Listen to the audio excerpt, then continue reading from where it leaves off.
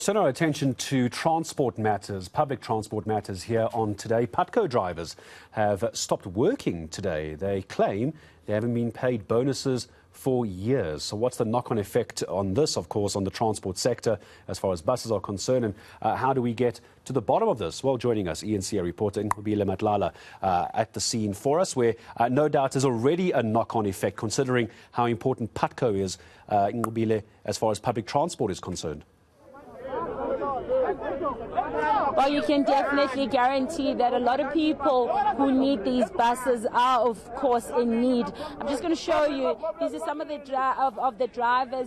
They're standing outside, Gareth. There's already a standoff between the drivers and the management of Putco. They've already said that they are not leaving. We have seen a notice that has been read out to them. They were standing in front of the gate and just blocking the bus that was meant to be leaving, and they were standing outside, and they basically said that they are not going to leave here.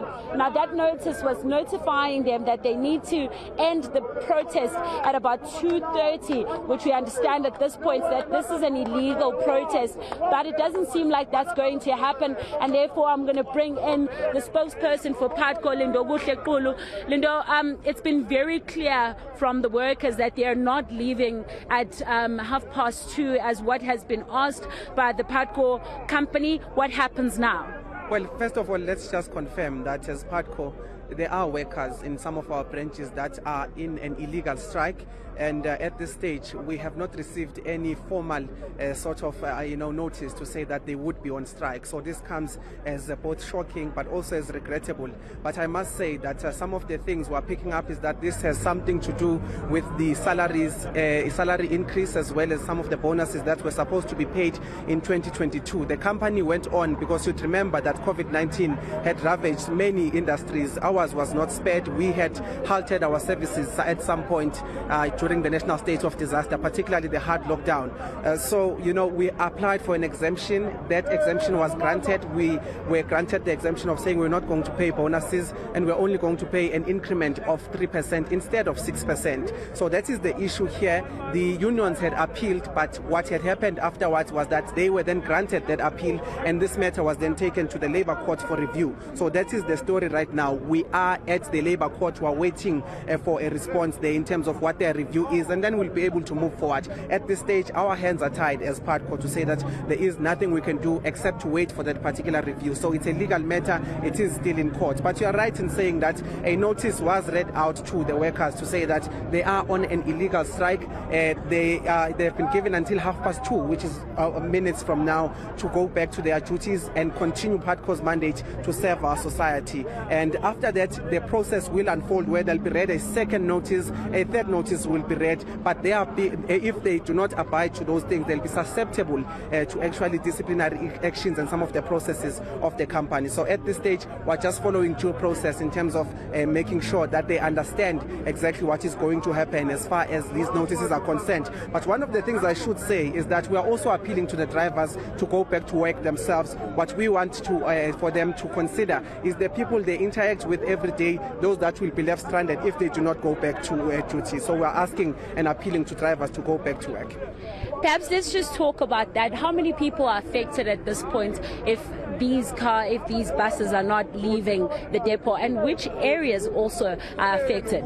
Well, let me just give you a perspective. In terms of our operations in El Dorado Park, there's about 17 buses. In terms of our operations here, there's close to 400 plus buses, but multiply some of those buses with 60 people. So each and every bus would then have about 60 plus people that are affected. So at this stage, we are still tallying our information as to where are some of those areas that are affected, but we did get a sense that in Pretoria there is a branch that is affected there, a couple of branches that are affected there, but we are still tallying that information. Here in Soweto, Putcoville, they are also affected. So, but we just want to give you a sense that if it's 400 buses here and about 500 buses in Tem, an area we call Tem because of Tshwane as well as Mpumalanga, those are the people that would be affected if you multiply by 60 some of those buses. So there's quite a huge number of people that are going to be affected affected. What we want to do is to appeal to our drivers to say that they must consider those people while they try and do this, because there are still internal processes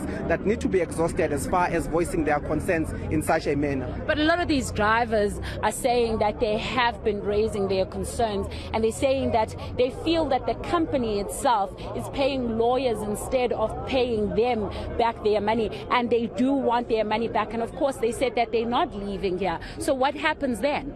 We must put it into perspective that there is no paying of lawyers or anything. The process is unfolding. We applied for exemption. Exemption was initially granted. The unions went back to the bargaining council to say that they want to appeal that. It was successfully appealed, and now the process is further unfolding in a sense that now we've put it to the Labour Court to then put a review in terms of these two decisions that have been made. So that is the current process that is following. There is nothing untoward about that process, but what we are appealing is to say that workers must then allow for that process to unfold so that Putco can be in a position to understand exactly what it needs to do, because an exemption was granted and then it was appealed, and now we've put it for review to the Labour Court. But the argument from the drivers is that some of them, of course, are going to pension, and they're saying that this money is long overdue since it was from 2020 and now it's 2022. Do you feel that the company has considered all of this for the workers? Because they feel like they're not being considered. There's nothing but consideration that came from the company. Let me take you back again to say that you know the effect COVID-19 has had on many industries.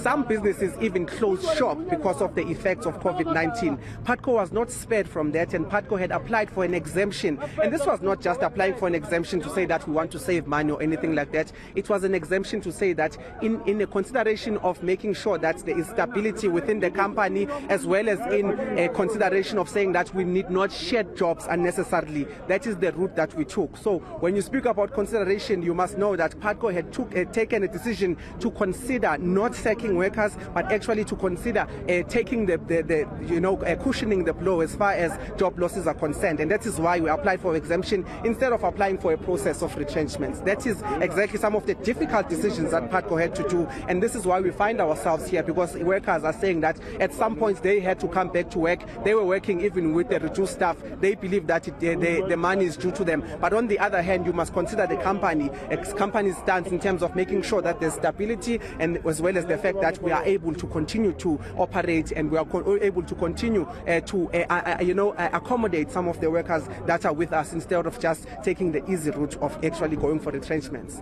Yet of course they're saying that all the other buses that have already paid their people, they say that it's the only bus company that has not paid back that amount.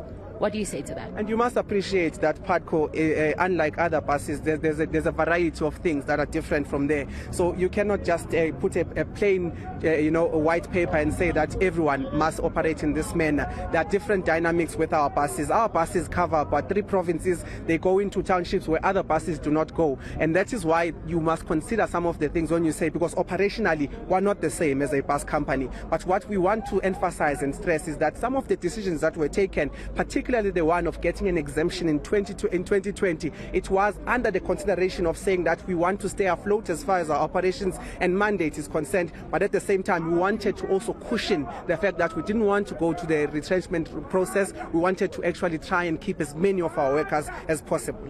So are you saying they have paid because they've retrenched their workers? I'm not sure about the operations of other bus companies. I can only tell you about Putco. And for Putco, the considerations were to say we keep our workers and we try apply for an exemption. So what happens now? What happens now is that this is an illegal strike.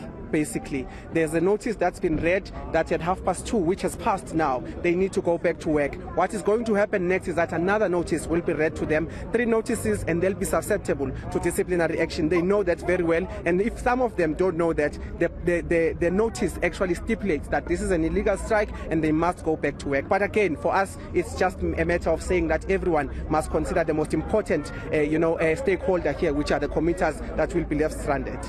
Thank you very much for your time. Well, that's the spokesperson for Putco, and he's saying that this is, of course, an illegal strike, and more notices will be read to the workers and they will take it from there. But he's saying that Putco has done this purely because they wanted to save some of the people's jobs, even though some of the workers here still feel that a lot more could have been done, and they still feel that they deserve that back pay and they do deserve that bonuses. All right, for the moment then, Nqobile Madlala, thank you very much. We can see those protesting workers are not going anywhere at the moment. Placards of where is the law and where is the money after 3 years. It's no doubt going to affect the transport in the area, so we'll keep a very close eye on that. Nqobile Madlala, eNCA reporter for us on that particular story.